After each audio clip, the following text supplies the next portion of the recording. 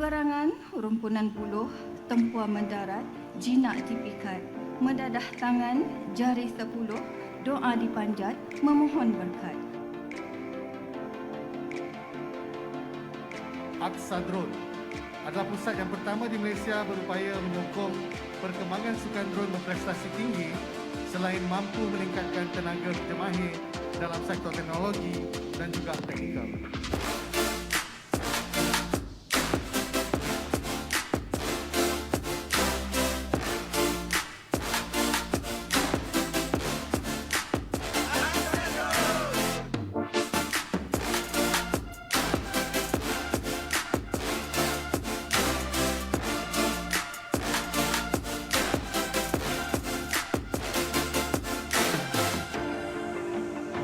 Saya amat berbesar hati kerana upaya besar telah dipilih untuk menempatkan Akademi Kecemerlangan Sukan Dron Negara yang pertama di Malaysia.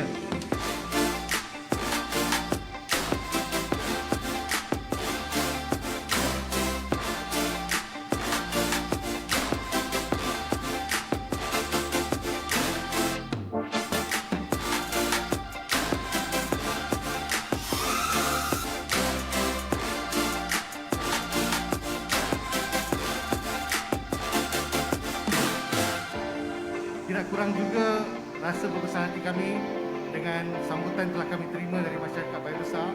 Semoga kehadiran kami di sini dapat menyumbang kepada komuniti dan kejiranan di sini dengan lebih bermakna. Terima kasih.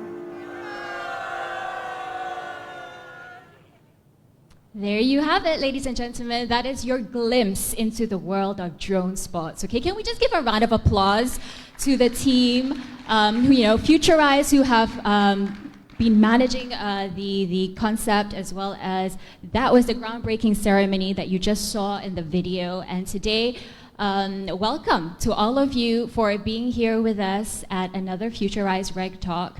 And as you know, today we will be focusing on drone sports and how Malaysia can dominate in this emerging sport.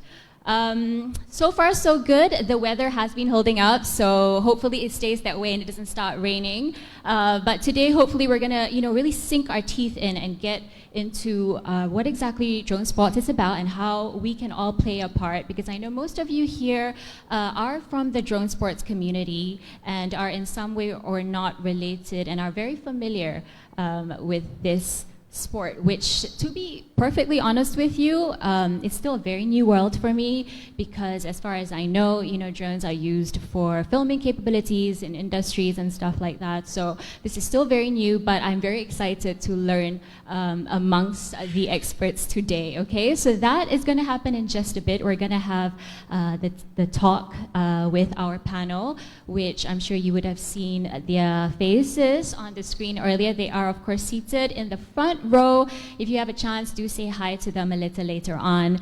But yeah, as we get the show started, ladies and gentlemen, I would first and foremost like to welcome the Futurise CEO, Encik Rosihan Zain Baharudin, to come on stage to say a few words.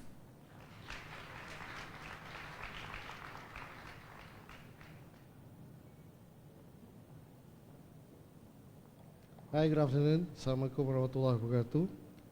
On behalf of Futurise, I really like to welcome everyone to this RegTalk event.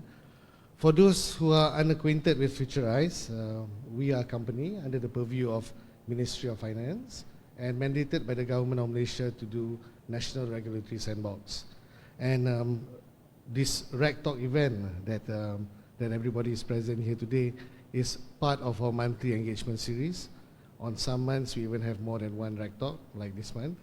And we regularly hold these RegTalks to engage the industry and like-minded individuals, stakeholders, on a variety of topics and sectors that reflect upon our work as the operator of the National Regulatory Sandbox. So some of the topics before this we've had on genomics, we've held RegTalks on micromobility, e-scooters. We've had RegTalks on digital healthcare. But this particular topic today, drone sports, is of special importance to Futurise. For those who are not familiar with the background, the country's first drone testing zone was actually started and operated by Futurise in collaboration with Cyberview. If you were coming in to RegTalk today, you would have noticed a lawn in front of our office. It's an oval lawn.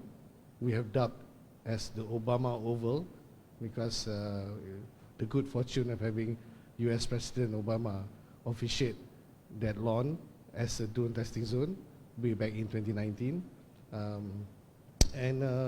This is a continuation of our efforts to promote drone technology in the country.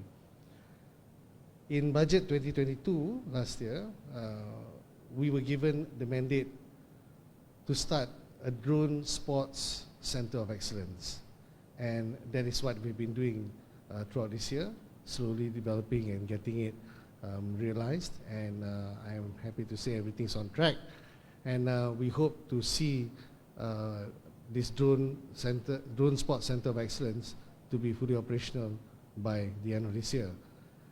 It will be called Akademi Kecemerlangan Sukan Drone Negara, or AKSADRON in short. I think you saw the video clip just now. That was our groundbreaking ceremony, officiated by the Deputy Finance Minister.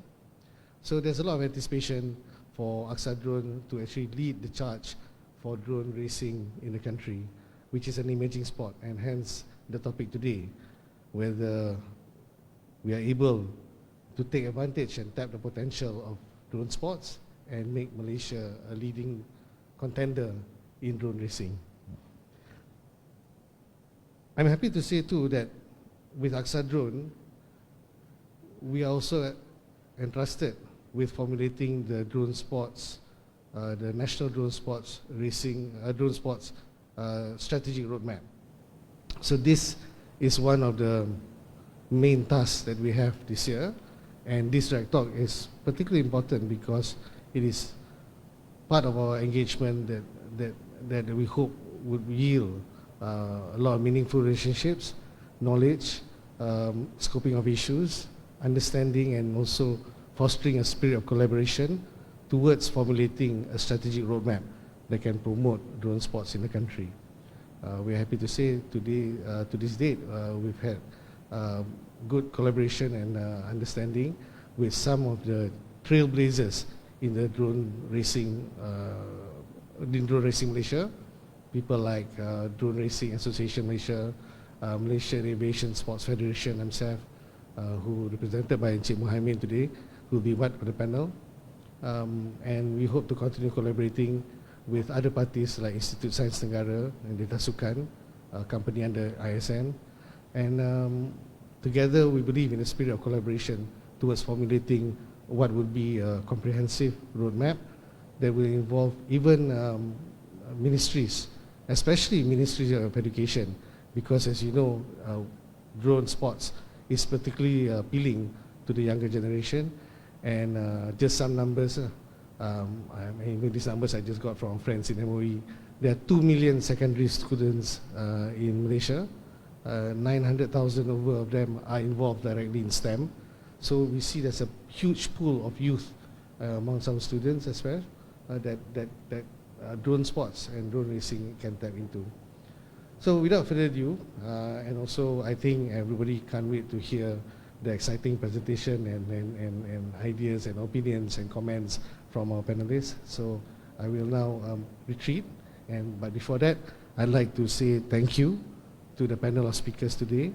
Puan Nadirah Azman, our Assistant Director from Ministry of Education, Cik Zamri Abdullah, Manager, Technopreneurship Office, Center for Student Development in UTP, Cik Muhaimin Osman, VP, Aeromodelling and Drones from Malaysia's Sports Aviation Federation, and Captain Ilyaquila Fateen, Assistant Director from Civil Aviation Authority of Malaysia.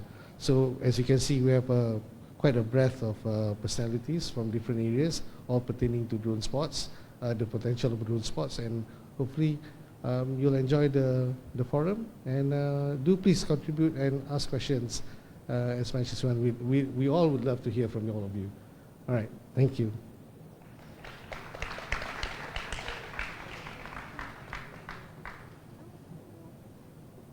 Thank you so much, Rosihan. Okay, I completely forgot to introduce myself actually earlier, just for the benefit of you guys.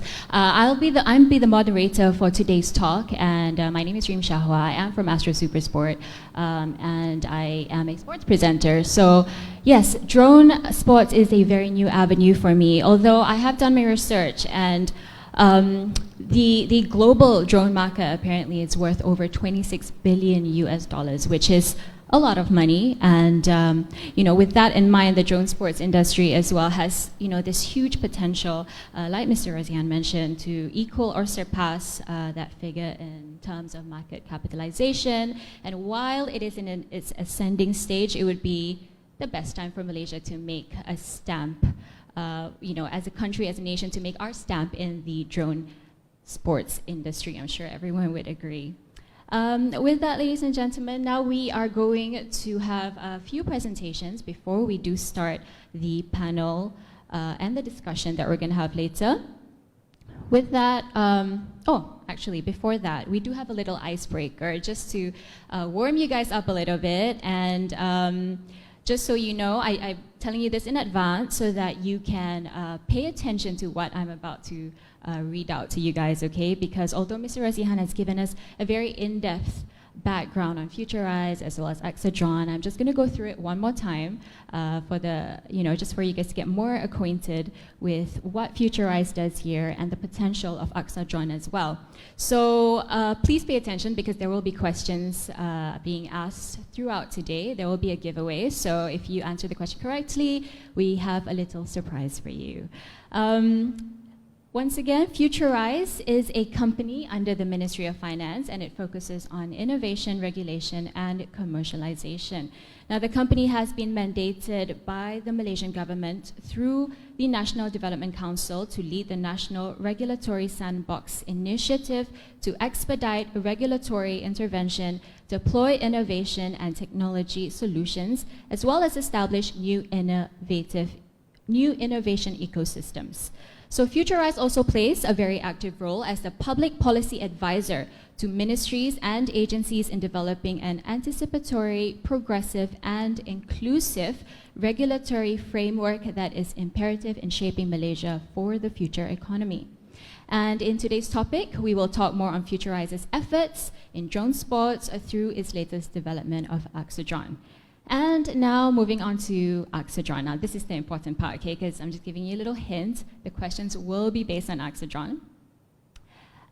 AKSADRON, as Encik Rosihan mentioned today, is the National Academy for Drone Sports Excellence, and it is Malaysia's first drone sports activity center. It is based in Paya Besar in Pahang. And the Drone Academy features a drone racing track and will play host to internationally sanctioned drone sports events. Now, the opening ceremony in that video that we saw earlier was officiated by the Deputy Finance Minister, Datuk Indra Muhammad Shah Abdullah, where he said that this is an important step towards Malaysia becoming a global drone industry and an ASEAN drone hub. And this took place, that event earlier, it took place on March 27th, 2022.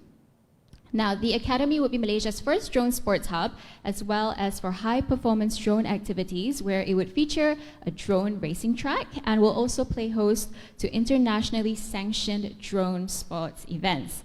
So basically, AKSADRON is just meant to be a center for drone enthusiasts and technical experts, and even include classrooms, workshops, flight simulators, workspaces, and accommodation as well. So it's going to be a very exciting hub. Hopefully everyone, once it's completed, will have a chance to visit it over in Pahang. Now, before we go to the presentation, as I promised, there will be a little giveaway. So please put your hands up if you know the answer to this question, okay? When was AKSADRON launched? There you go, sir. You were the first one. Very specific. Yes, March 27th, 2022. Congratulations. That was the groundbreaking ceremony. Okay, that was just to whet your appetite. Okay, we're going to have more giveaways as we go along. But for now, we will go to a presentation by the Ministry of Education. And you know, as they say, to be good in anything in particular, you have to start them young, right? You have to start them at a young age where they can soak in all the information and then, you know, practice it as much as they could to become professionals or experts in that field. So, you know, given the enormous potential of drone sports, let's now hear from the Ministry of Education on how it could be included in the secondary school curricula. And for that, I would like to invite Puan Nadirah Azman, the Assistant Director of KPM Co-Curricular and Arts Division from the Ministry of Education. Round of applause.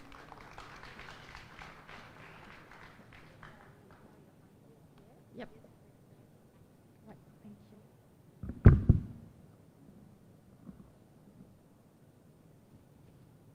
Testing. I can just start, right? All right. Okay, Assalamualaikum and warahmatullahi wabarakatuh and salam sejahtera everyone. Hi, I'm Nadirah Azman. I'm Assistant Director from the Sports Co-Curricular and Arts Division, Ministry of Education, Malaysia. And just before I start my presentation, I would like to, you know, just say that our sports are where we work at. We are coordinating and planning sports co-curricular and arts activities for all the students throughout Malaysia.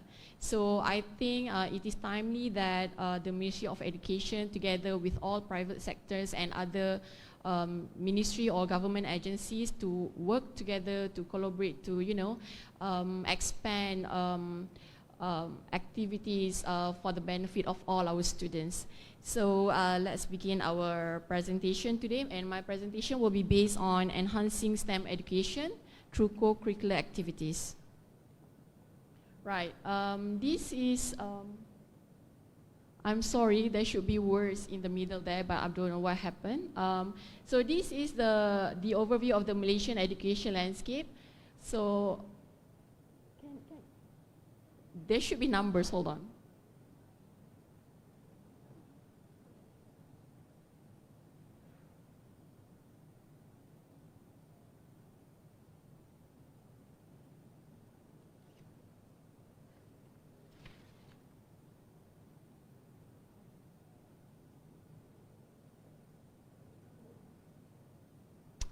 There you are. Okay. So the overview of the Malaysian education landscape. So we have 10,230 schools all over Malaysia. So these include public schools, national schools, sekolah rendah and sekolah menengah. So we have SBP as well, which includes sekolah luar bandar, sekolah pedalaman, and everything else. So altogether we have 416,366 teachers. So we have the largest number of government employees among the ministry in Malaysia, and we have 5,029,647 students all throughout Malaysia as well. So that's the distribution between male and female students. Like what Encik Rosihan said just now, we have currently 1.9 million secondary school students as compared to the primary school students. Right, so next I'm going to just touch briefly about our national education policy. And as we all know, our mission, the Ministry of Education mission, is to develop individual potential through quality education. So when we talk about quality education, there will be two components of the national education, where our national education policy will focus at. But basically, our national education policy is based on national education philosophy, which is to develop or to produce holistically individuals who are students who are physically, spiritually, and emotionally balanced. Right? So because they are going to be the future leaders of our country. Right. Next, okay. This is what our national curriculum is based on. So like I said just now, we have two main components. The first one is the national curriculum, which refers to the teaching and learning process that happen in the classroom.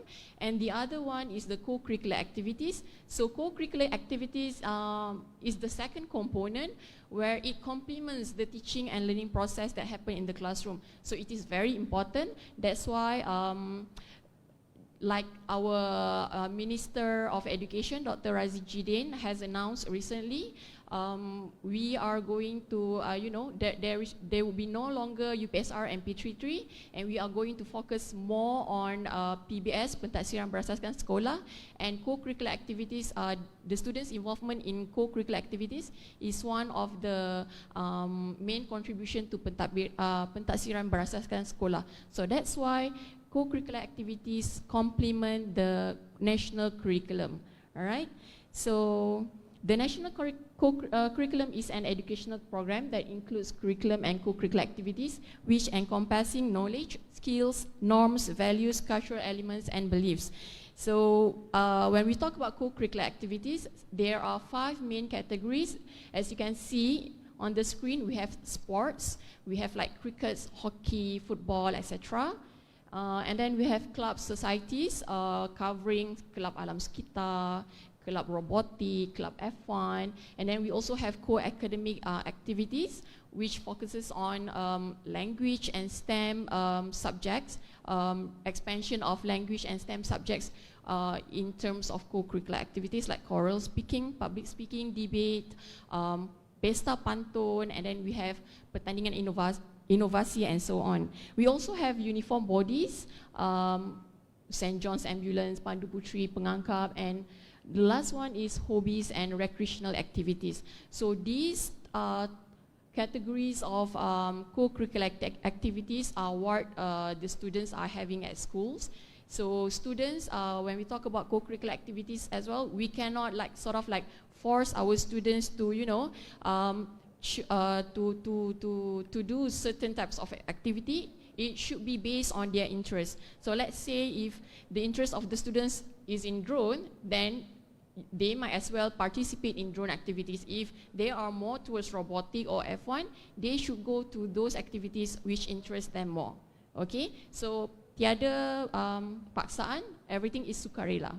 Okay, that's what co-curricular activity should be based on. Okay, so right, next, this is my last slide. For STEM co-curricular activities, these are the activities organized by the Sports Co-Curricular and Arts Division, Ministry of Education in Malaysia. So as you can see, the first one, we have STEM Carnival.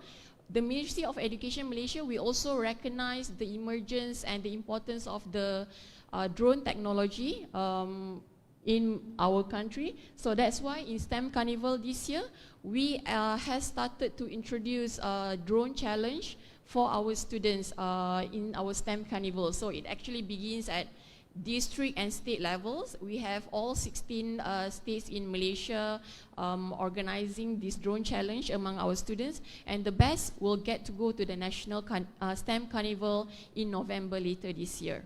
All right, so drone challenge is one of the activities or one of the main competitions in our STEM Carnival this year.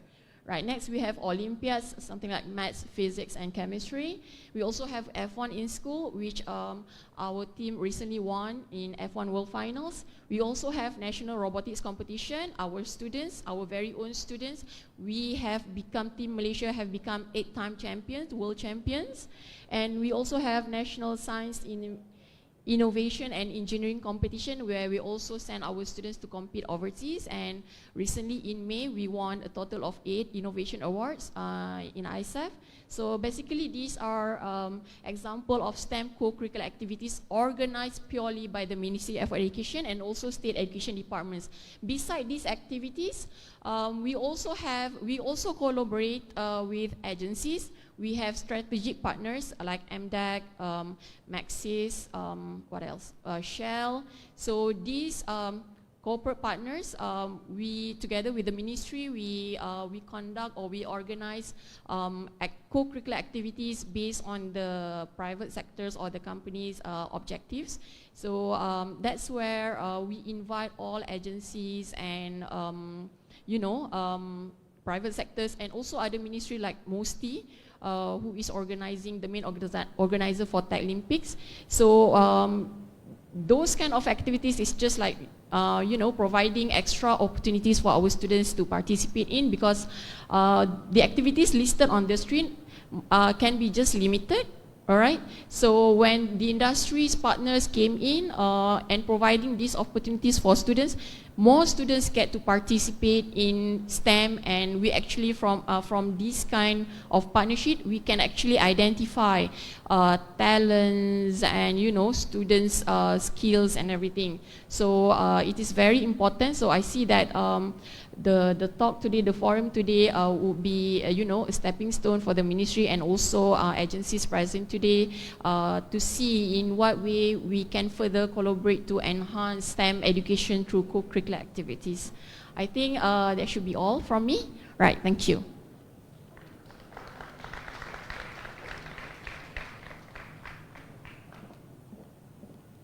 Thank you, Puan Nadirah, for the insights, and it's also very lightening and very good to hear that drone sports has already been introduced, through festivals and such by the Minister of Education. Now we have another presentation before the panel begins, and for that I would like to invite Encik Zamri Abdullah, Manager of the Technopreneurship Office Center for Student Development at Universiti Teknologi Petronas, and Encik Zamri will be presenting about the Drones Technopreneurship Program at UTP. So a round of applause for Encik Zamri.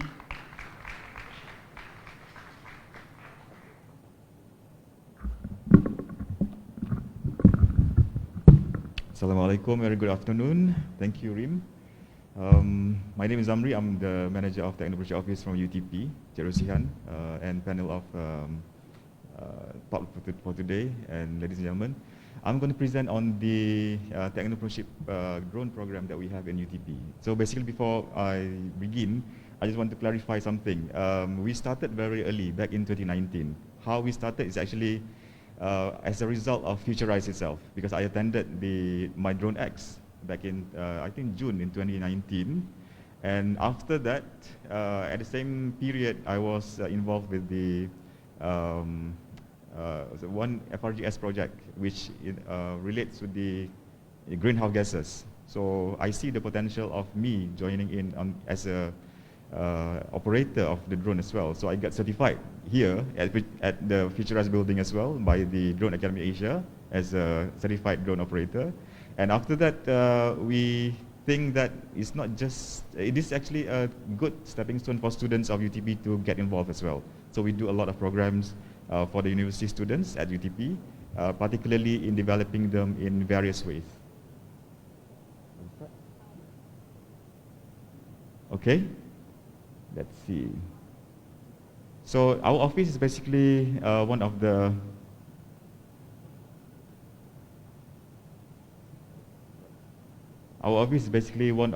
offices under the Center for Student Development at UTP. This student development office, the Center for Student Development, is actually one of the center under the Division of Student Affairs. So under the Student Affairs, we have two divisions, Center for Student Experience as well as Center for Student Development. And dia ada banyak pecahan. There's a lot offices under the CSD, the Center for Student Development. One of it is Technopreneurship Office. What we do is basically we develop innovators and entrepreneurs. And our goal is basically to develop enterprising graduates, because at the end of the day, we try to follow the MEB 2015-2025, which is the holistic graduates. So one way of increasing the employability among the students is basically through entrepreneurship.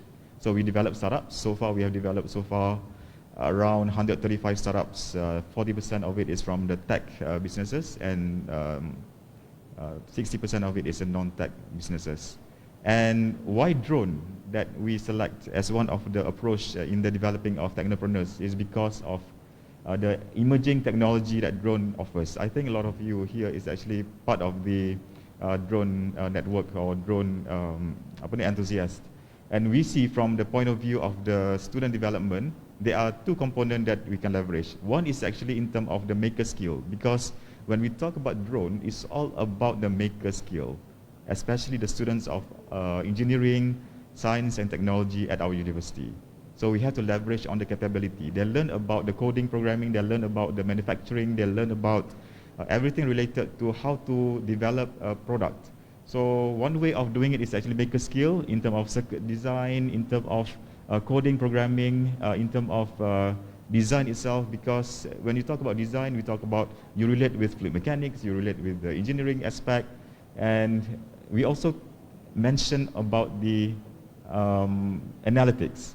A part of that, which is a non-technical aspect of it, or maybe slightly technical, is operation, which is as a piloting, where you fly the drone itself, business aspect, excuse me, and value, as well as on the videography and photography. I think a lot of people, even myself, when I start with drone, we start with the photography, because from there we can determine how we fly, how we use the technique easily in order for us to develop the skill, maneuverability, and all of those, right? So this is part of the aspect why we select drone as one of the technopreneurship development. How we develop the students at Universiti Teknologi Petronas under CSD is basically utilizing this, what we call it, 4E development framework. 4E development framework is actually our signature framework where we develop students from the beginning until the end. This is very important because if you realize about on the development of students or teaching and learning, we always talk about Bloom taxonomy, how we develop in terms of awareness until they become skilled student. So at UTP, under the Center for Student Development, we have 4 levels. We call it level 1, explore, which is mainly about awareness and activation of the mindset. The second one is about the level 2, equip, which is upskilling, where we enhance in terms of ideation, in terms of product and business development. Level 3 is more about engage, in which they apply the knowledge that they have learned from the level 2. And level 4 is about icon development. What we see here, when we talk about the awareness, this is where the students are being exposed about what is drone, what is the application of drone, how you use drone, right? This is very basic, because we need that as a basis for them to really join or being filtered into the next level. Some of the program that we do, for example, Tetarik session like this, where we introduce about our offering on drone development, on drone services at our garage. Drone Tech Talk.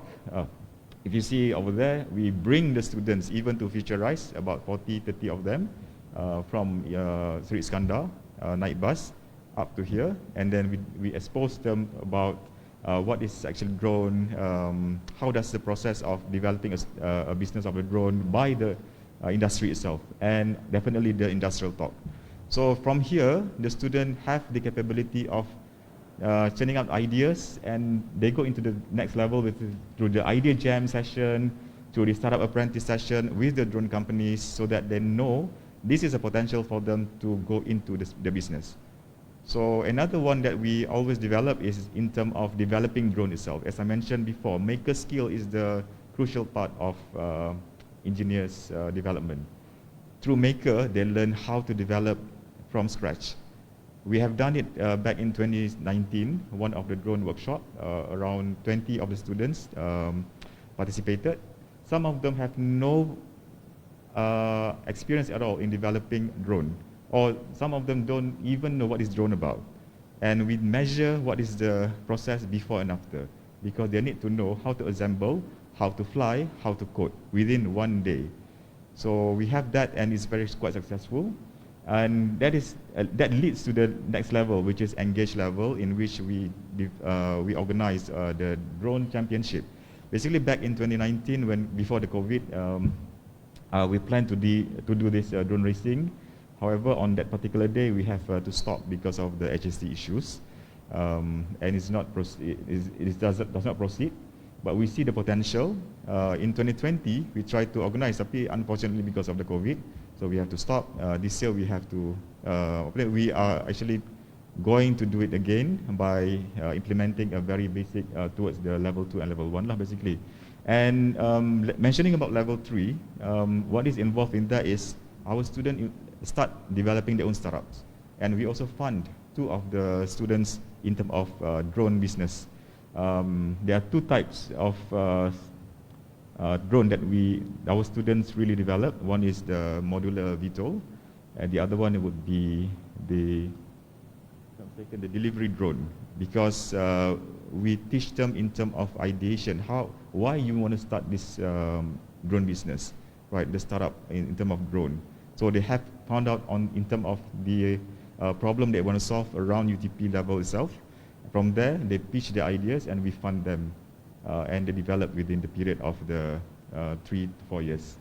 And on top of that, we have the curriculum embedded, one of the subject in UTP, embed on the drone development itself in a course that we call ISDP by the EE department, where they develop a very structured drone, which is, I cannot say what is it about because it's a proprietary technology, but it's in the simple way, the drone that is developed through this course is helping anyone to fly.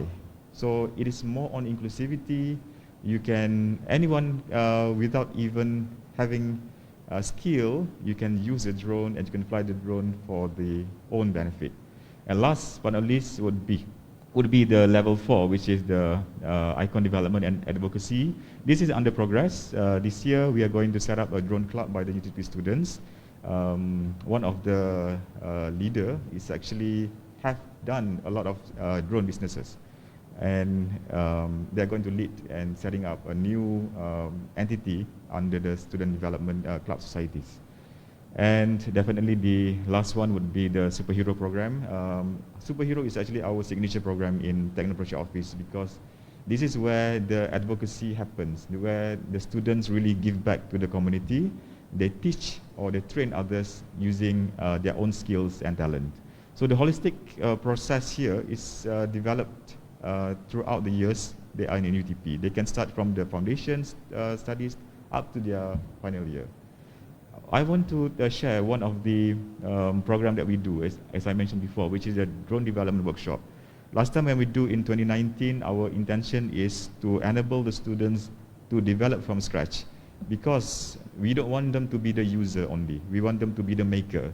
Once you are a maker, you have the upper hand because you are the developer, right? You have the advantage of changing or manipulating or maneuvering all of those components inside the drone itself.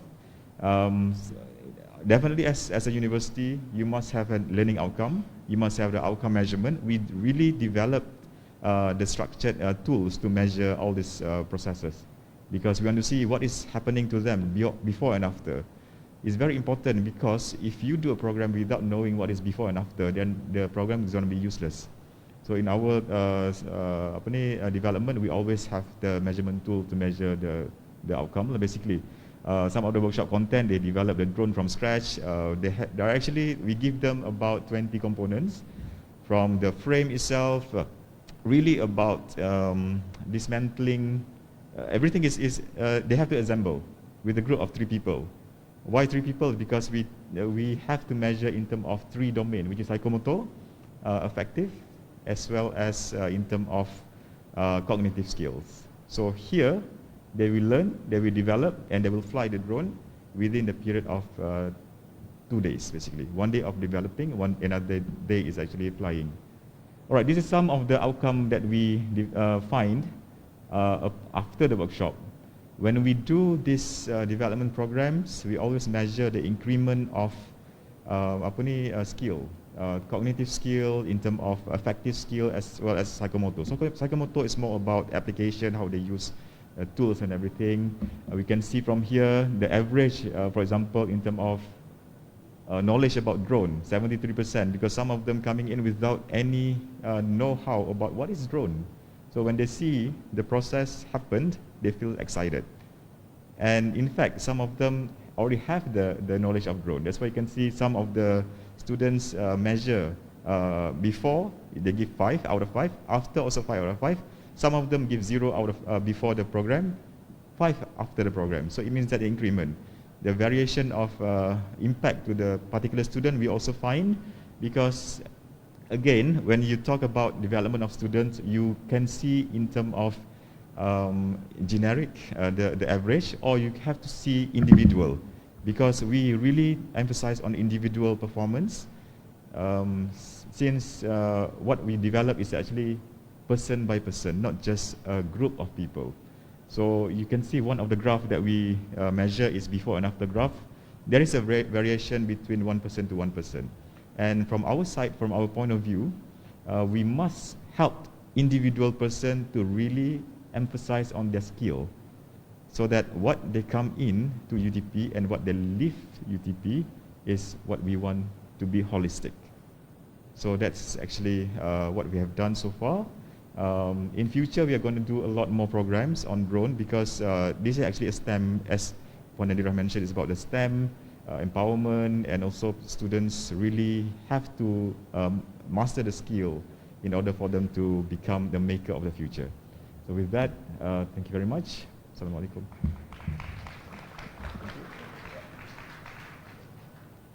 Thank you very much, Encik Zamri, for sharing the programs in detail as to what is taking place over at UTP. How's everybody feeling? Are you guys still okay? Are you still very much, you know, like your attention, everyone's okay? I think it's time to do another giveaway, just to like pick up the energy just a little bit before we go into the actual forum, okay? So with that, listen closely. Now, if you guys heard me earlier, like I said, the questions will be based on AKSADRON, okay? So if you know the answer for this, next two questions, just raise your hands. We will be giving away prizes. So the question would be, who officiated AKSADRON during the groundbreaking ceremony? Anybody remember? People from Futurise cannot take part, okay? It's not fair. Anyone else? Do you need a clue? You again, the Mr. Batik. Looks like you're going to walk away with two prizes tonight. Okay, so who launched or who officiated AKSADRON? Do you know his name? Well, close enough, close enough. Okay, you did say the Deputy Finance Minister. It is YB Dato Indra Muhammad Shahwa Abdullah. But congratulations once again. Round of applause, guys. Come on. Okay, another giveaway before we get into our talk. Name one feature of AKSADRON. Now, we already discussed earlier, there's so many things that could take place at AKSADRON, and you know, it's going to be a very exciting hub. So just name me one feature of the AKSADRON. Yeah, Zamri. Sorry? Drone circuit. Yes, we accept that answer. Congratulations. Okay, so now, ladies and gentlemen, the moment you know we've all been waiting for. We're gonna kickstart our panel session at the moment, and with that, I would like to invite all our speakers up on stage. I think your names have already been. There's a paper on the chairs, so do sit accordingly. Yeah, without further ado, can we please invite all our speakers up on stage as we begin the panel session.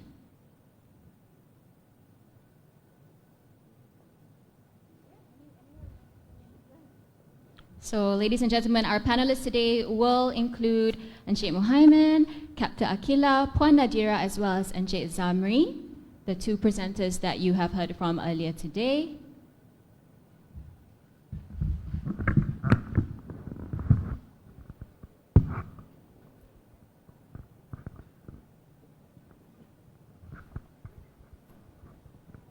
Okay, a warm welcome to our panelists today. Thank you so much for taking the time to be with us, and of course to teach and for the rest of us to learn and experience exactly what is drone sports.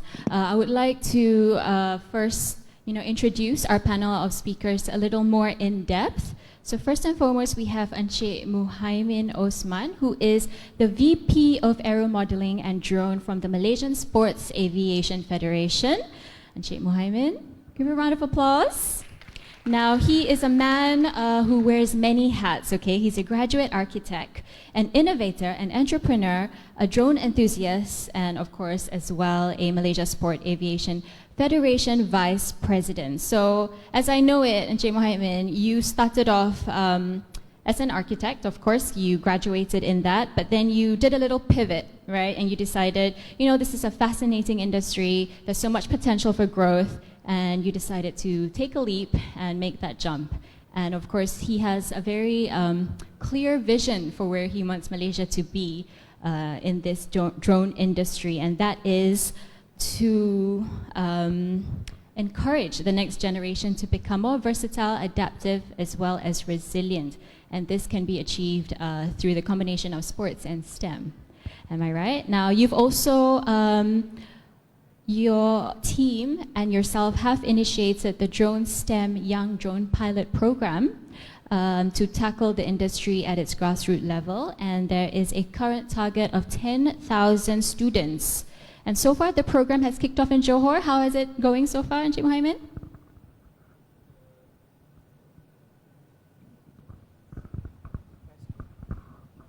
Hello, testing.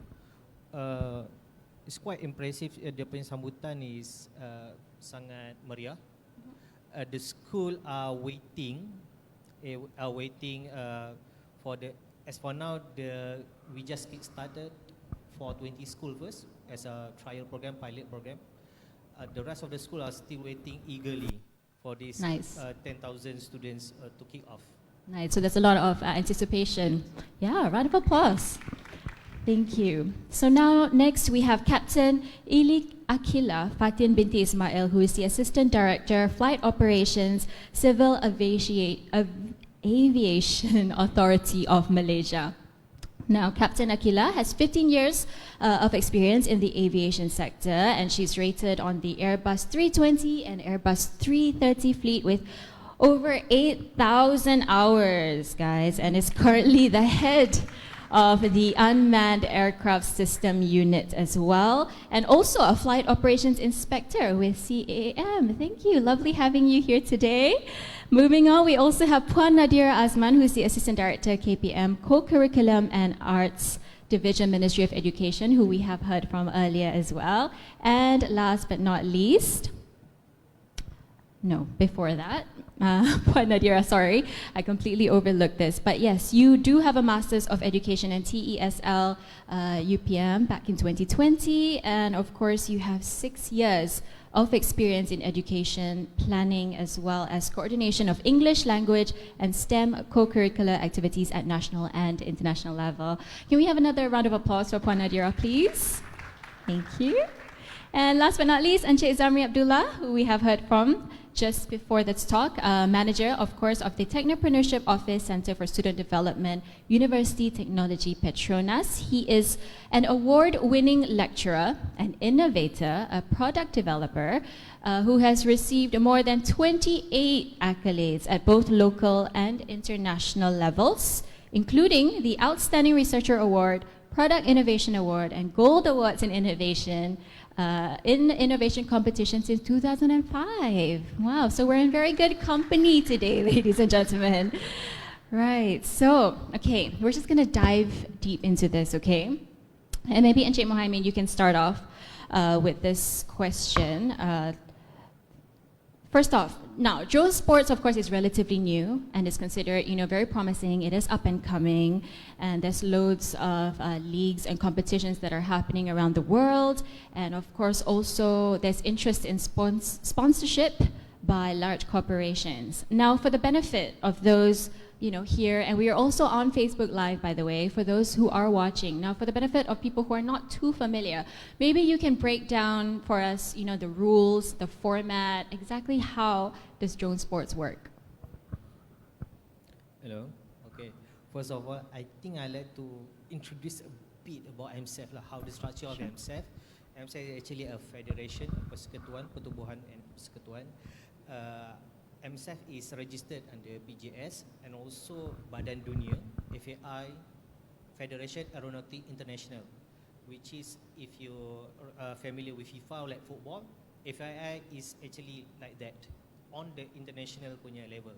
So to answer Reem questions, because of this, in the world right now, there's a lot of leagues, sama macam bola, there's many leagues, many type of leagues. So you can actually see FAI World Cup, you can actually see Drone Racing League, you can actually see MultiGP. There's all big and others leagues. So typically, different leagues, they're different kind of beat, because drone racing is fairly new and people still exploring.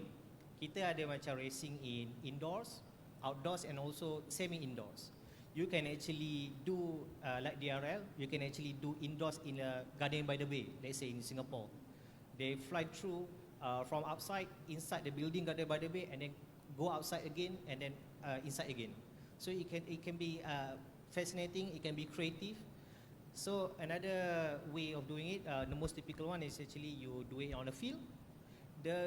Usually the build up, as for FAI, the build up for the tracks is as big as a football stadium. Take out the football stadium. At some point, their track is actually erected up to the seating of the stadiums. It's so fascinating how people actually can be creative on these tracks. So the formats of this racing, usually we have a coach. Teams going to play in three sets, which is 3 pilots and also 3 technicals. So there's people who actually piloting the drones, and also there's people who actually help to build the drones. As macam F1 lah, you are the pit crew, you also have your racers. But not to forget, macam e-sport pun, you have this yang main kat depan, the coach, but not to forget the crews kat belakang tu. Sama lah macam tracks pun ada, there's a marshal for tracks, there's a orang yang jaga timing, ada orang yang jaga sistem. It's quite complicated actually, the system. Nampak macam it's a very simple one, but it's a very in-depth, a very complete set of ecosystem lah, what I can say. It's very fascinating. It's not, if some I can say to the youth, kalau you are not very keen to pilot, but you are keen to engineering, so you are keen to technologies, you can actually join drone sports as a crew, as a technician, or as a coach. That's really interesting to see that there are many avenues for people to join. Can I just also follow up on that? Is it a male-dominated sport, or can females also be part of it? Or is it a separate competition? Depends on the league. Sometimes the league is open, sometimes it's separated between girls and, women and men. But I'm not going to say it's male-dominated, because surprisingly, back in 2018, the Science I can actually refer to FAI punya racing. The female champion is actually 11 years old punya kids. So it's quite, the punya range of the spectrum is quite big, because there is no age limit for this drone racing. So it's not, I can say it's not male dominated lah. It's actually banyak juga female yang we actually celebrate. Nice. Also that there's no age limit. That's also very interesting to hear. Next up, Puan Nadirah. Okay, earlier you were giving us insights about how the Ministry of Education has included drone sports in certain festivals across Malaysia. But do you think moving forward, how will it be further implemented within the co-curricula of school activities? And if so, if you have plans to do this moving forward, what are some of the challenges that you might face? Right, thank you. Testing. Right, thank you, Ms. Reem. Okay, like I said earlier, there are like 5 categories of co-curricular activities which we have in schools.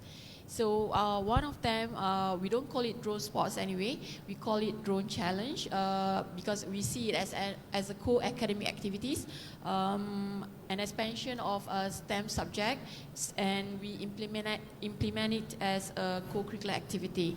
So when we talk about drone challenge, actually what the ministry have right now is a very basic challenge for the students, because we this is the first year of us introducing drone to our students. But before this, we actually have students and also teachers competing at international level, and they won internationally. But that is like very a special case where they competed on their own, right? But endorsed by the ministry. So when we see that drone is, the imaging of drone technology, so that's why we put it as one of our main activities for STEM carnivals. And talking about drone challenge, we actually aspire the students to do coding with the drone, where in our drone challenge, the students are required to fly the drone manually and also autonomously using the coding earlier, and also in a very small scale field. It's not as big as what Mr. Muhaimin mentioned just now. So a very small, like 3-meter challenge, because we are just getting started. So we don't want to burden the students with, you know, very challenging tasks or obstacles. But moving forward, I think we can see that many students and also, you know, parents that have drones. So when we introduce co-curricular activity, we would look at the objective of its implementation, as long as it complements the teaching and learning process. And then we are happy to have the program as a co-curricular activity. So drone, we see that as a new thing for the ministry to venture in. So right now, we will start it as competition, but we have been training the teachers. So we target to train more teachers so that they can train more students. So maybe we can sort of like take gradual steps from there to fully introduce drone to all schools in Malaysia. But we are starting with competition first. Like Mr. Muhaimin mentioned to me just now, MSAF is also, you know, collaborated with Kelab Remaja Udara, which one of the clubs or societies that we have in schools, but only selected schools in Malaysia. Not all 10,000 schools in Malaysia have Kelab Remaja Udara. So this Kelab Remaja Udara, they train the students who are members of Kelab Remaja Udara. They learn the skills of piloting drones, simulators, or ship controller and everything. So I think when we have this Kelab Remaja Udara and also drone competition, more students, more teachers will be interested in joining. And furthermore, we have other agencies, you know, organizing more drone competitions. So I think if the students, they are not able to join the ministry's competition, we have other venues for them to participate in drone programs. All right, thank you for that, Puan Nadirah. And, you know, as you mentioned, Puan Nadirah, of course, you know, it's a very new territory. It's okay, I'll move on to Captain Akila for the next question, but it was a good segue. You know, it's a very new sport, and of course, there's a lot of safety, I'm sure, that is involved in it as well, since, you know, it's up in the air and there's a lot of things that are happening beyond your control at certain points. So, Captain Akila, that brings me to my next question, which is, in terms of regulatory framework for drone racing, is there an existing one that is available to govern it? Thank you. First and foremost, I'd like to say congratulations to Futurise on AKSADRON launch. I do believe that this is a really great step into drone racing. And I would like to say thank you for sending in for the application for authorization to fly for a drone very much earlier. Okay, so let me now explain to you your question. Let me break it down into two parts, okay? Is there a regulatory framework for drones? Yes, there is. And it is not only CAAM that has legislations on UAS, there is also JUPAM, Reem, MCMC, CGSO, and CAAM. Let me break it down to you on what is each authority's role. Oh, sorry, tak sempat, dia tengah ambil gambar. Okay. Anyways, if it's Reem, they will look into your product, the equipment itself, and there are certain frequencies that MCMC has allocated that is normally used for a drone. MCMC, if you wish to change that normal frequency to a different frequency, then you'll meet MCMC, and then you will be given either an apparatus assignment. If your drone has a camera, you require an approval from JUPAM, and JUPAM will also work together with CGSO, Chief Government Security Office. Chief Government Security Office has a list of all the critical infrastructure here in Malaysia, and it has a list of sasaran penting, kawasan larangan, tempat larangan, places that we would like to avoid people encroaching inside. So, when they have gone through all of this, then they'll go to CAAM, and CAAM, our responsibility is to ensure that it is a safe and secure operation that you carry out. We look into your ground risk, and also your air risk to other users, because you have to remember that a drone is also an aircraft and there are also other airspace users. Okay, so now panjang betul lah Kila bercerita. Okay, so another thing that CAAM does is also we do know we need to facilitate. So drone racing is new. I am so excited to be here with all the SMEs on drone racing. So I would like to hear more on how we can somewhat create either a regulatory framework specifically for drone racing. Would it be either via an association, or if we look into an association kind of framework, who issues out the requirement? Would it be MSAF, would it be AKSADRON, or would it be CAAM? Do we have a punca kuasa to allow MSAF or AKSADRON to be the one that gives out that requirement? So I do believe this would be the start, but we got to meet out a lot more. Okay, thank you. Thank you, Captain Akila. All very valid questions there, of course, to move this sport forward. And thank you for breaking it down for us as well. Next, Encik Zamri, you have given us a presentation earlier on, the programs that UTP have conducted. So maybe you could share with us a little bit about the feedback on those drone programs as well, and how has the reception been so far in UTP as well as other IPTs? And also, can anybody join, or is it very specific? Do you need to have, a background in it, a foundation in it? Maybe you can break it down for us. Okay, thank you very much for the question. It's very interesting. When we do the previous program back in 2019, it's actually the first time that we do at UTP. When we posted on the drone championship, where the students have to develop their own drone and fly their own drone and do all those racing, we open up the registration to all of the students. Within 1 day is full. 1 day is full because it's very new. People haven't done before. And sorry, what's the slot? Because you said in 1 day it's full, so I'm just wondering what's the slot given? How many peserta can join? Okay, we have actually we have only 8 drones, because for drone racing competition, for drone itself, it costs about, sorry to say, it's 2,000 ringgit per drone. It's very expensive, so we managed to only have 8 drones.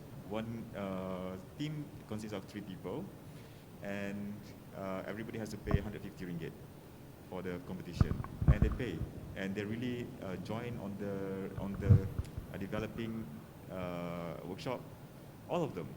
In fact, we have requests from other students. We have to open only 1 or 2 slots for them to really go into in other groups. The response, as I mentioned in my slide just now, quite overwhelming.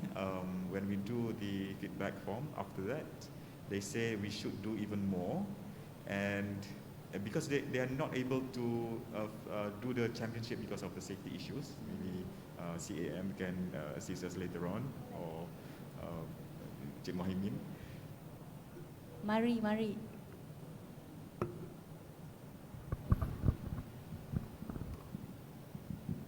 So they're really excited to do more. Your question on does everybody can join? Yes.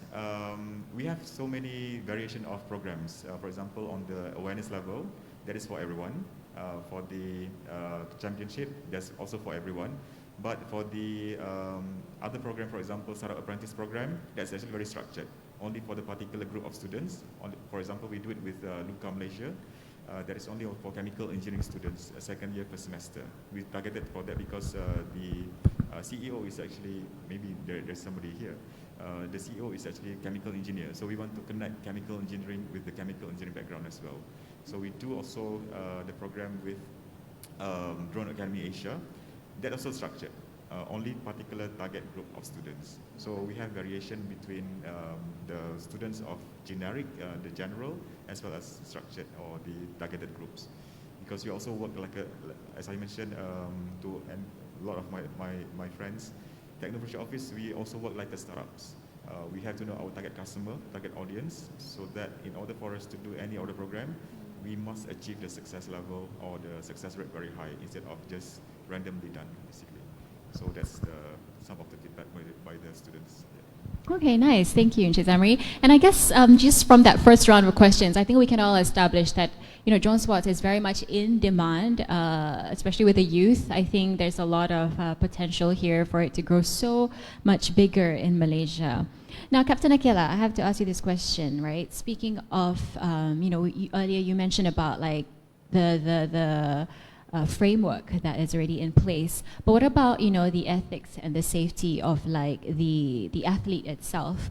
What are some of the guidelines that your like CAAM have come up with to protect the students, or sorry, not the students, sorry, the athlete itself?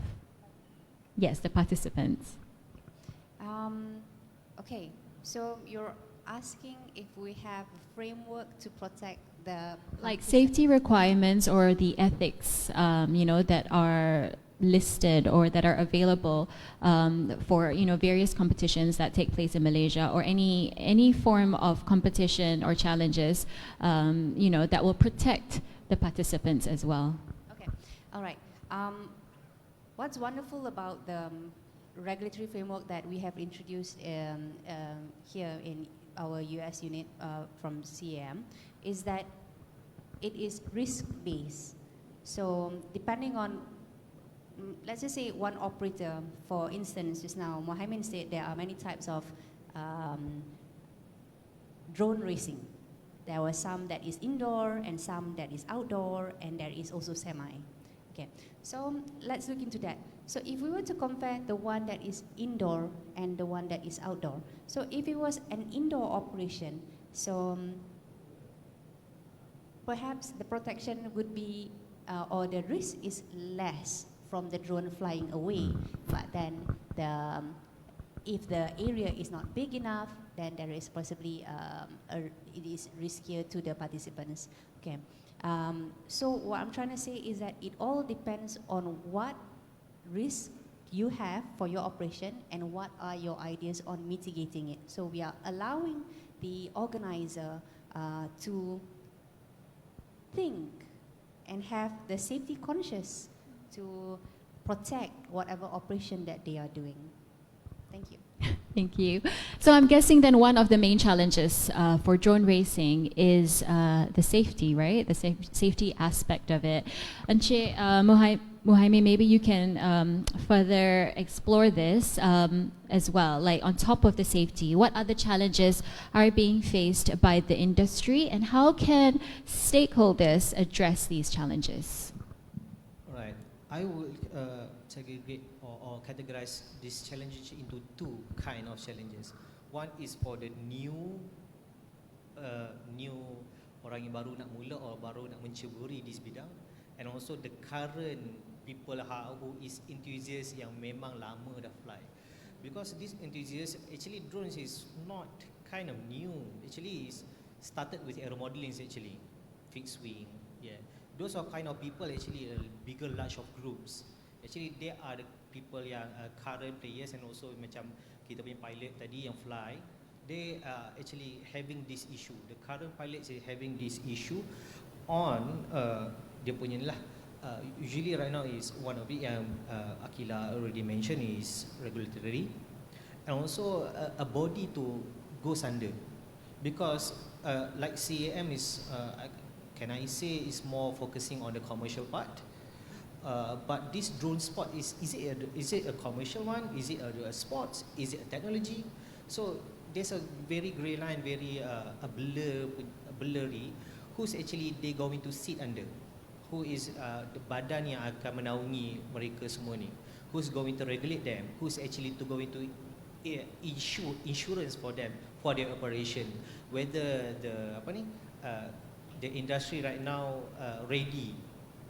Okay, there's a current punya issue on for current players lah. A part of it is another one is where they can actually freely fly. As for now, they fly mana-mana lah. They see macam, lawa Tasik Berjaya ni kita fly kat sini. But they are not imposing risk actually to people. But they are unsure whether I have to apply permit or I cannot apply permit. But this kind of things actually create some kind of deterrence for them. Dia dah macam dia fikir this too leceh, too cumbersome for them. I just fly illegally. But there's some people who are very enthusiastic and very like every day actually flying in a groups. So these kind of people we need to like facilitate them. We like this AKSADRON initiative is very celebrated by this community enthusiasts sebab we know AKSADRON akan bagi yang mereka akan masuk and then they can actually free to fly. So that is what their vision, that is what they celebrate. These are for current players and for new players. People like macam kita datang and then kita buat exhibition like the school students. They are very interested bila kita buat events for school. Kita punya booth lah paling banyak orang kan. Macam last time Sungai Lembik, the school student, bestnya main drone. But they don't know how to start. Where the point of starting? Apa accessibility that they have? Like e-sport, say mobile phone, is very accessible to everyone. But unlike drone, they don't know how to start because there's no such a body yang betul-betul push this forward to make like a syllabus or maybe a place to go to.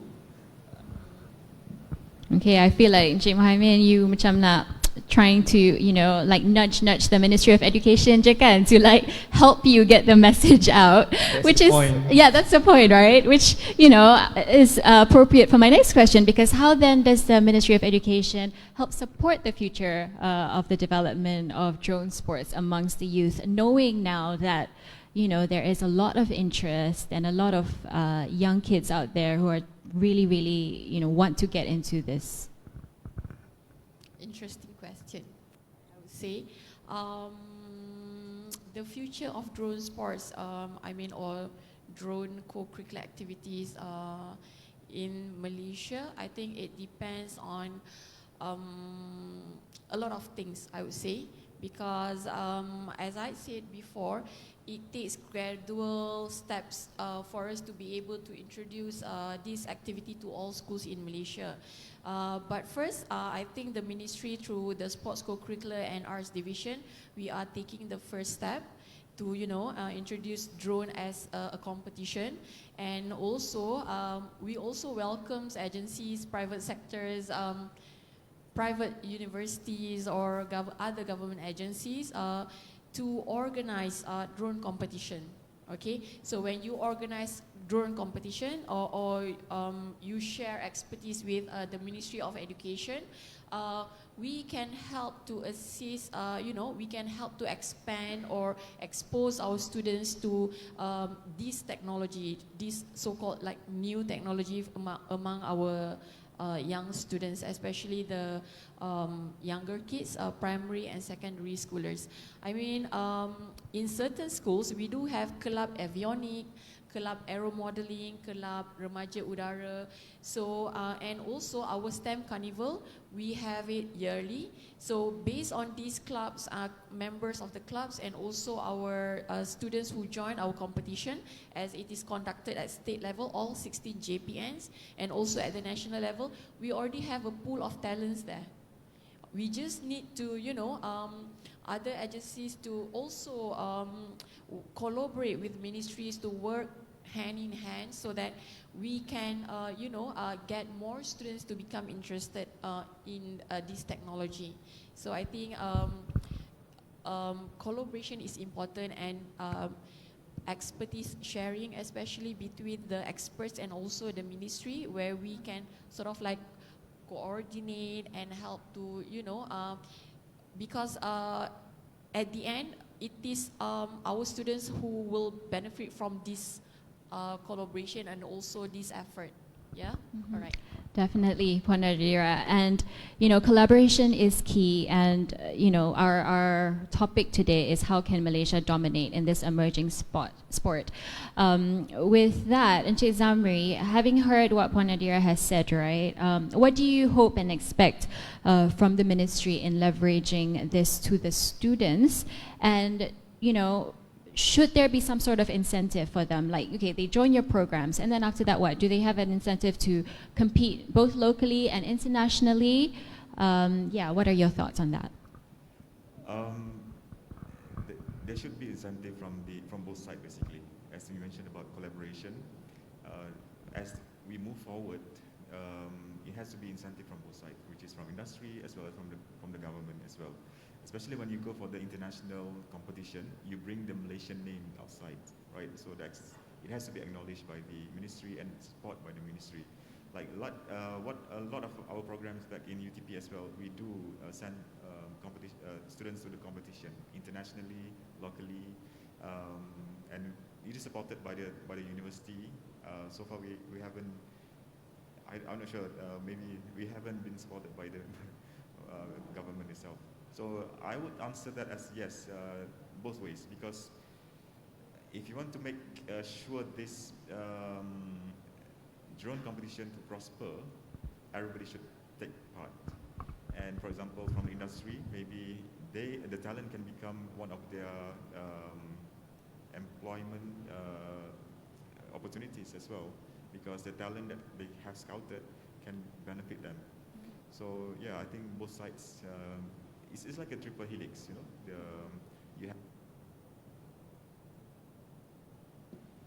It has the industry, it has the university, as well as the government to play the role together to make sure we really achieve what we aspire for.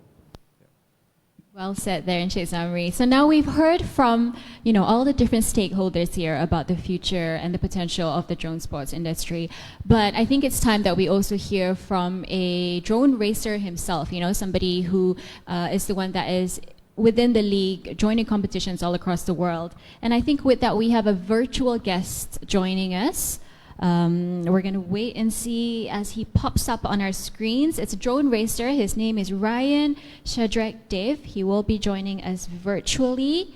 And he is a professional drone racing pilot for the D1 League. And he has raced in the D1 professionally, in D1 Legends League tournaments as well. Yep, so he's going to come on board and share his insights. Hi there, Ryan. Can you hear us? Yep, I can hear you loud and clear. Yep. Perfect. Thanks for joining us, Ryan, today. Now, we know that you're a drone racer, and we've been going in depth about the potential of this sport within Malaysia. So can you maybe share with us your personal experience in joining the international competitions, and for example, like how do you find your competitors, the international drone racers, in terms of their level of support, training, physical, mental strength, and what do you think should be done to help improve our rank at the international stage?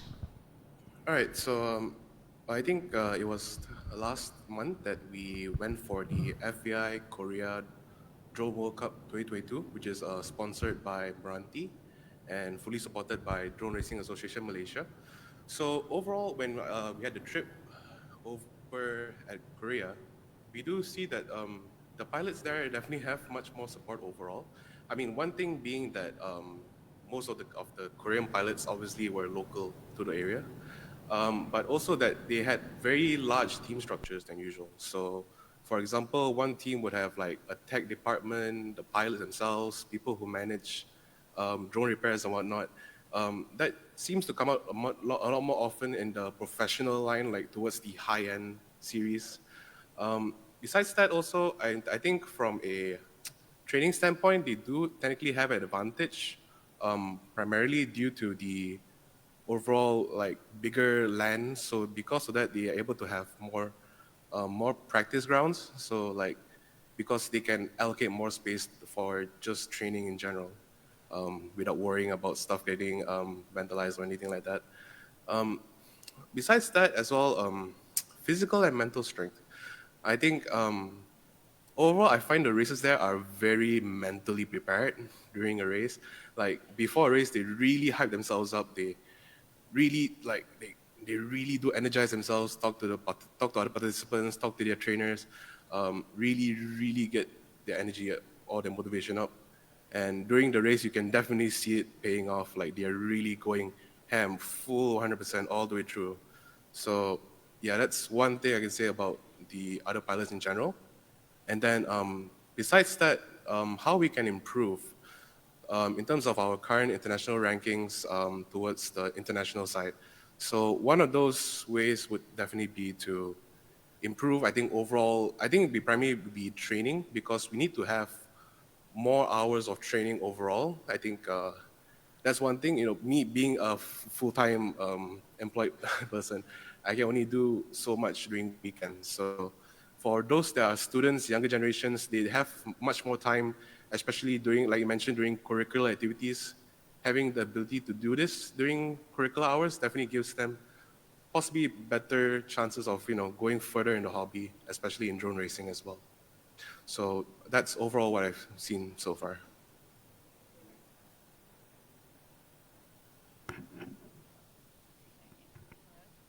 Hello? Hello? There you go. Sorry about that. Thanks for sharing your insights, Ryan. Just another question before we let you go. You mentioned, you know, there are some maybe challenges that you face as a drone racer in terms of like training and space and all that. I'm sure you've heard of AKSADRON and, you know, how that's going to be like the national hub as well as a training center for drone sports. So how do you think, you know, that's going to help support you in the future for your future competitions? I guess having a proper drone academy of sorts like this would definitely help to benefit us, like giving a proper permanent track that we can always go to if we ever need to do any sort of training, like either before or mainly before racing and everything, but also having a proper, like, well done venue for this sort of purposes would be a very good thing to have. But well, obviously I would recommend, like, if in the future we could also have ones closer to Klang Valley, because personally I know more pilots that are very, very high up in the levels of racing, and a lot of them are actually based in Klang Valley area. So yeah, that's Awesome. Thank you for sharing your thoughts with us once again, Ryan. And I think with that, we're going to continue with our panel of speakers. We're about to wrap up, but just to sort of like finish off the session, you know, what I asked Ryan earlier about how AKSADRON can help to support in the expansion of drone sports in Malaysia. What do you hope, maybe starting off with Captain Ilyaquila, what do you hope that AKSADRON will bring to the table?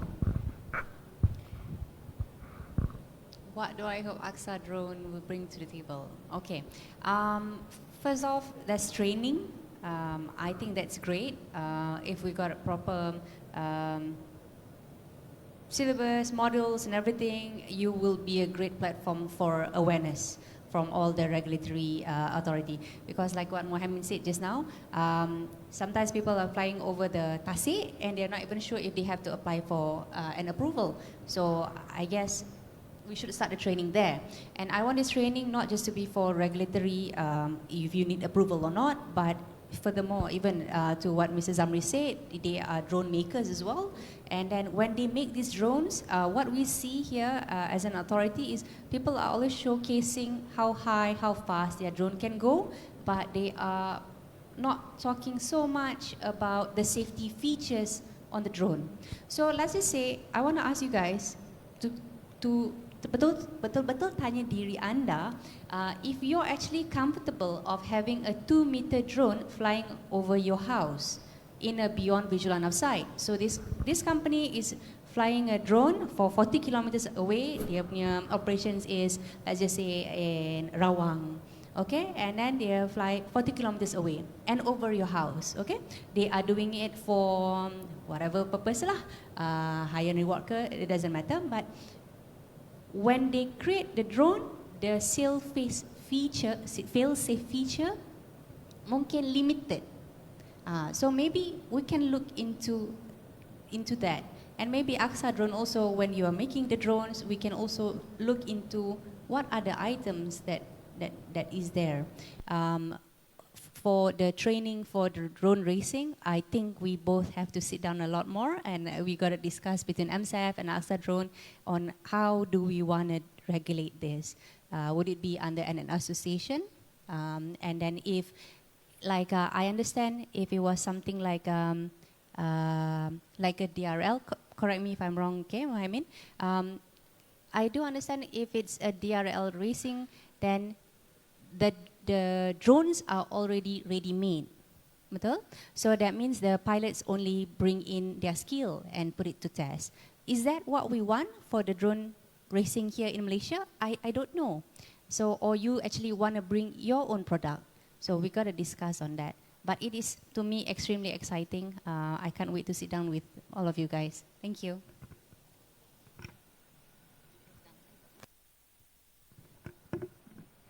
Testing, 1, 2, 3. Okay, Puan Nadirah, how about you then? From the Ministry of Education's point of view, how do you think AKSADRON can help to shape the drone industry in the coming years? Oh, that's a tricky one. I think in terms, in regards to with the Ministry of Education, the collaboration between Ministry and AKSADRON, it requires further discussion from the top management of the Ministry and also AKSADRON itself. But what I can say that, like I have previously said over and over again since my presentation, we always welcome any initiatives that will benefit our students. So we will look into your objective if you come to us, and then we will see how we can collaborate more to you know, shape the future of drone among the school children, if it, you know, with regards to the Ministry of Education itself, yeah. Okay, perfect. I think somebody's taking notes on behalf of AKSADRON based on all the requests. Now, Encik Muhaimin, how about you? What do you think, you know, AKSADRON can do to help support and shape the future of drone sports? First of all, as voice from the community, we want AKSADRON to be free to fly. That's the most crucial part lah, when we talk to people about they wanted to a go-to place, a safe place for them actually. Bila diorang pergi sana, they can actually just deploy the drone and then freely fly their drone safely, and also tak banyak sangat serabut fikiran nak kena apply permit whatsoever.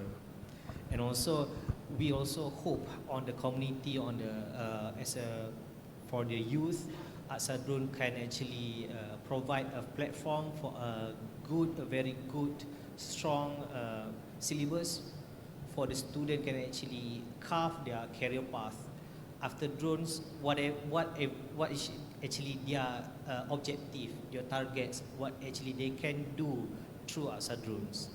So that's actually on the community voice that we, and also we need to collaborate together, as what mentioned by Ilyaquila, on all of these MOE and also UTP, to sit down together and then work together, because only with together we can actually soar, we can actually fly higher.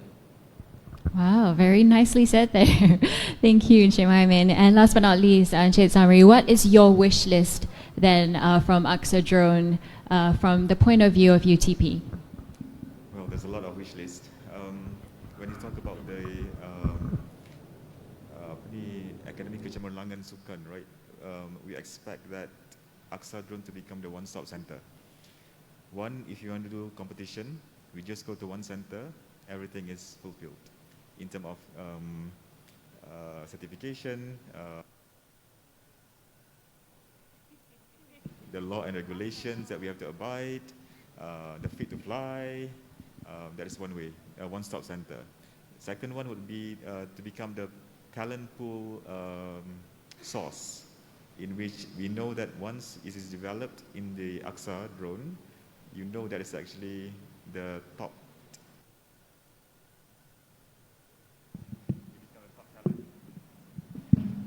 So when you have this top talent, as I would like to echo what Encik Muhaimin mentioned, it is good for them to know their career path, and all these drone companies can tap their talent and to be part of the team, either as an associate or their full employment. The third one will be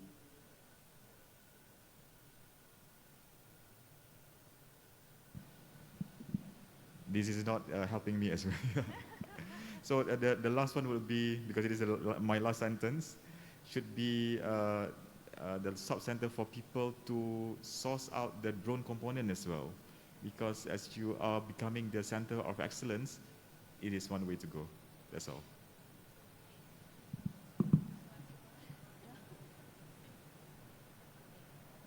I think the mics are tired already. They need some refreshments.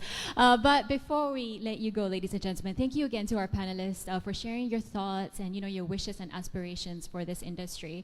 I would now like to open the floor for questions. If there's anything that we haven't touched on, that you want to know, get answers from our panelists today, please feel free to raise your hands so we can address anything that's on your mind. Yes.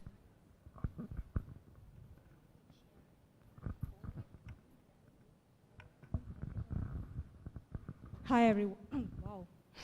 Hi everyone. My name is Julie Jalaluddin. I'm a sports writer from The Vibes. So I have a few questions actually. I hope you all don't mind, unless you want a separate interview later, because it's like I have 4 questions to ask. Go ahead. Yeah? Okay. All right. Well, anyone can go ahead and answer this question. So the first one would be, how is having drone sports in Malaysia important? Because sport is normally defined by physical fitness, physical capabilities. And Muhaimin, do you want to answer that? It's a tough one.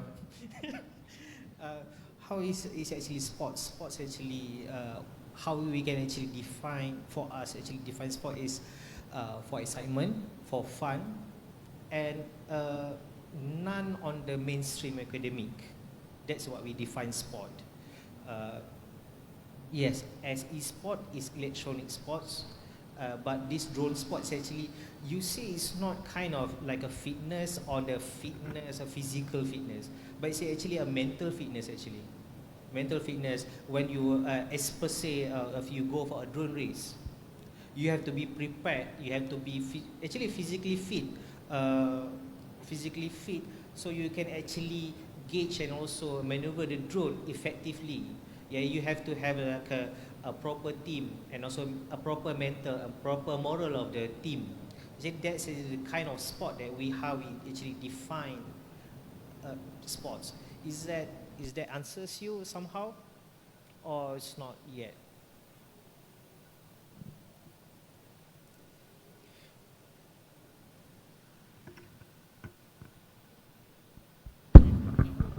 Well, yeah, yes, I do generally get what you mean. But on a national perspective, how is it important though? Why do you think it's important to bring in the sport to Malaysia and dominate the industry, so you say? Can I try? Okay.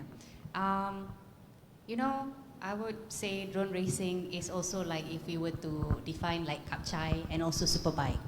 Okay? So I do believe we need to have an outlet. So we do see a lot of people flying FPV right now, and if CAAM, JUPAM, CGSO, MCMC, all the authorities that has legislation on US, together with you guys, we don't work something out to give an outlet for drone racing, we are going to be seeing a lot of kapchais flying around. And these kapchais here, I'm sorry if I'm using the wrong term. Is it an okay term for me to use? Okay, all right. I asked MSAF. Okay, so if they are flying illegally and doing Supermans out there on not an area that we actually want them to, and using the correct frequencies, maybe could give interference to other people and things like that, and so boleh membahayakan orang-orang lain dan juga mereka juga. So we do know we need these avenues so then people can learn and be better, create their own drones, race them, and also obviously like what Ryan said, even compete internationally. So I do believe drone racing is very important. We need to get away all these kapchais from flying illegally, because I do understand now the drone can actually fly within 1 second around 120 miles per hour. Isn't that scary? 120 miles per hour. From 0 to 120 miles per hour. Satu saat. Okay, thank you guys.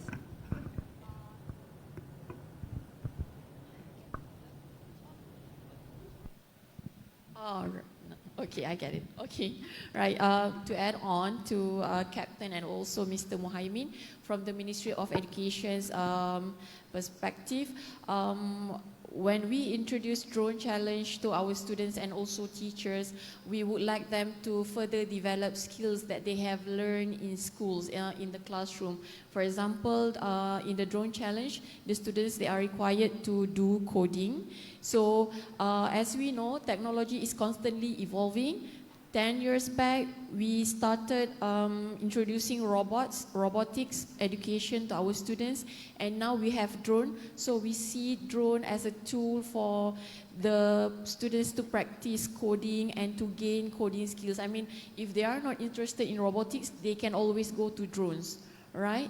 If they are not interested in these two, then we need to find another tool for the students to, you know, sort of like apply the skills that they have gained in the classroom. So that's why, apart from robotics, we have started introducing drones at the national level as well.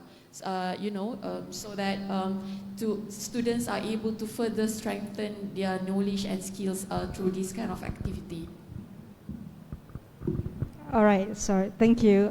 So the second question, could you gauge how big is the drone sports industry in Malaysia?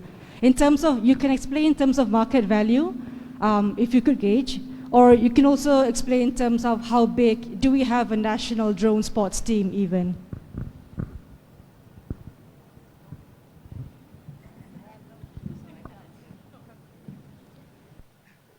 Why is it the question is like straightforward to me?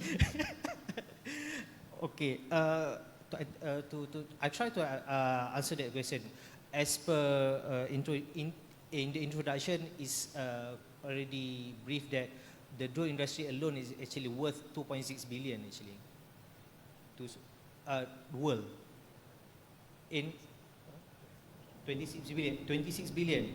In Malaysia alone, in Malaysia alone, do we have the worldwide? That is worldwide.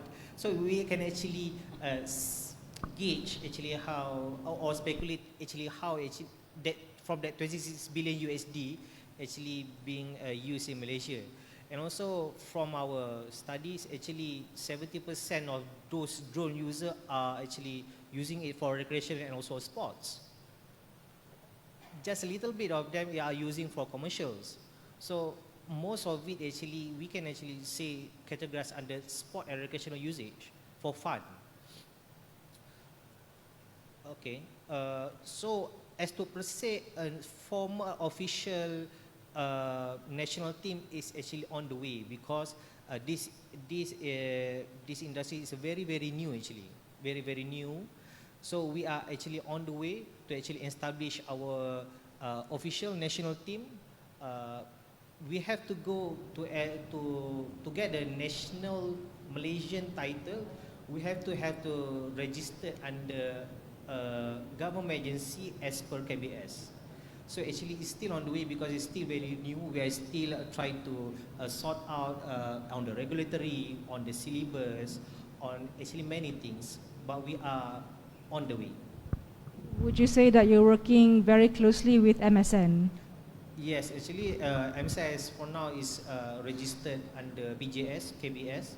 So we actually quite close in discussing with them to initiate an official national team for Malaysia. Did they give you a timeline?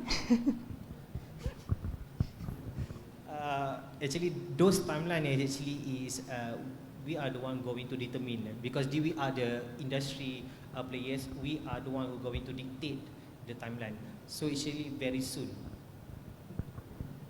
So one last question, sorry.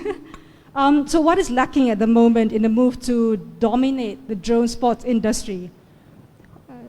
Whose support are we lacking, or is it finances, or is it generally public? First, proper governance. Thank you.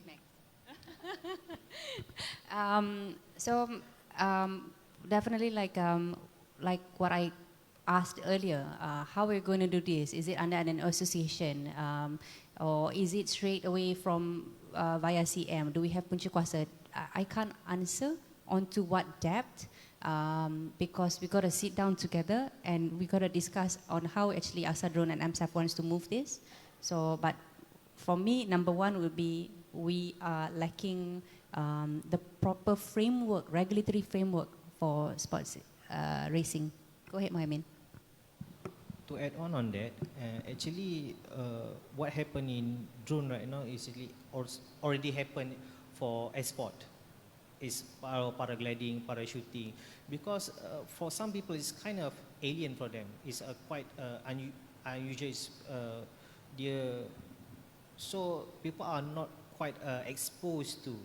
So this AKSADRON's initiative we quite celebrate because they are trying to expose people to understand more, and also what CAAM are doing also to help also MOE to help people to get aware of drones more, so that we can actually, with this awareness, we can actually push those agencies or companies or government to actually to look really focused, to look very funnel down to this matter, to actually maybe put up some budgets to really to push this initiative.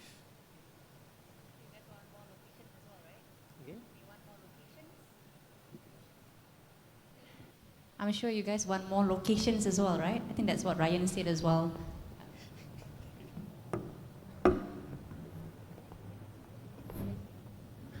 Okay, any more questions? No? Oh, we have an online question. Okay, let's have a look at the screen and read out what our viewers have asked. Oh, okay, we have a video. Perfect. I think it's on. Assalamualaikum, sound check, sound test. Waalaikumsalam, we can hear you. Yes. All right, guys, okay. Thank you very much. My name is Jay Suman Puspanadan from Sports and Technology Innovation Center, Universiti Teknologi Malaysia in Johor. I'm currently the Director of Program Drone Edu Challenge for the Industrial Revolution, which is under the KPM and also a partnership with MDEC as well. So I've been following very closely, especially on FPV drones since 2014 when it was popularized in Malaysia during that time. So it's a good thing that we are seeing this growing, especially exponentially fast these days, especially. So my question, seeing some of the questions already arise just now, to Puan Nadirah, that, you know, drone sports, when we talk about sports, it's sort of like sports is going to be redefined looking into sports again. So are we going to look this going into the channel of MSSM, maybe SUKMA, because that could perhaps speed up the development, right? Development in the pipeline. So that's to Puan Nadirah. And my brief question to Captain Akila as well from CAAM. I may be one of the oldest drone racer in Malaysia, maybe. So we are seeing this, we're going to see more exciting programs, events coming up in the community. Yeah? So how would CAAM like to see the growth of drone sports in Malaysia? And also, do you consider drone sports as recreational?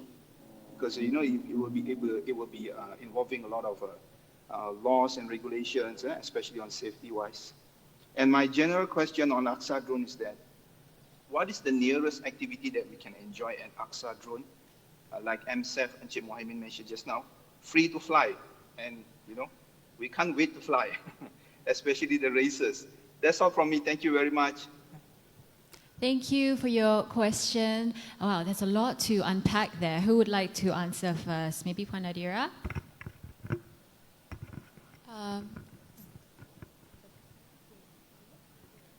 All right, thank you for the questions. Okay, I would answer whether drone sports will be tagged under MSSM or SUKMA or anything.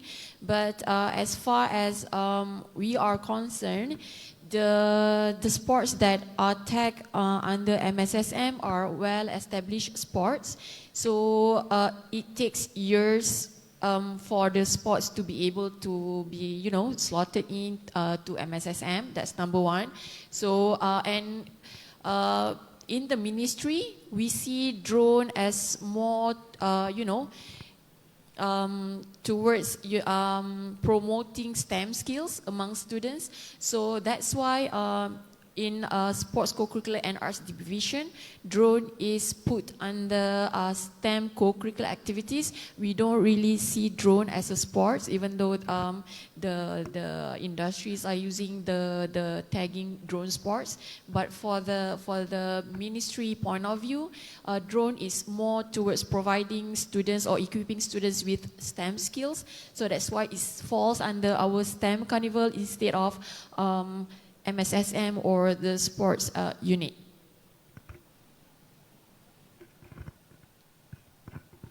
Hi, Tuan KJ. Okay, so I believe you have two questions for me. The first part, how do CM see drone sports, and how far do CM believe it can go? I do believe that this answer, dia tak boleh CM seorang menjawab. I rasa kita kena menjawab sekali dengan the association ataupun industry. So kalau ada push and then ada proper governance, memang insyaAllah kita boleh flourish. Kalau kita nak buat projek macam yang sekarang ni via an NTIS or a sandbox, I think it's great. So we can see how far it can go, what kind of scope we can look into in. So semua tu banyak lagi boleh kita berbincangkan, and I don't want to set any limit. Let kita tengok bersama. Okay, that's number one. So second question, does CM think the drone racing will fall under a recreational drone? That was the question, right? Okay. With the new US regulation that will be out soon, kita tak tengok dah either these operations fall under or hobbies or recreational ataupun hire and reward. Everything boils down to your risk that your operation presents. Let me give an example. If a recreational drone pilot that is flying a beyond visual line of sight flight to take a photo in Kuala Lumpur City, okay, dia riskier daripada someone who might even do a hire and reward fotografi untuk majlis perkahwinan. So dalam majlis perkahwinan tu mungkin dia menggunakan drone less than 4 kilograms, and orang tu aware that dia ambil gambar drone untuk perkahwinan dia. So it can fall under an open category or a low risk category. Then because it is a lower risk, you can get inshallah an instant approval when we have the proper unmanned traffic management system when it's out. So we are forecasting that we'll have this UTM system inshallah. Oh, thank you. Inshallah tahun depan.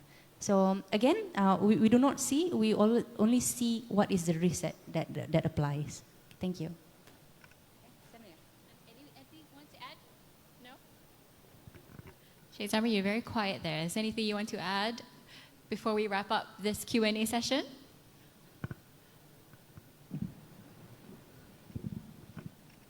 I think to add on the development of programs, right?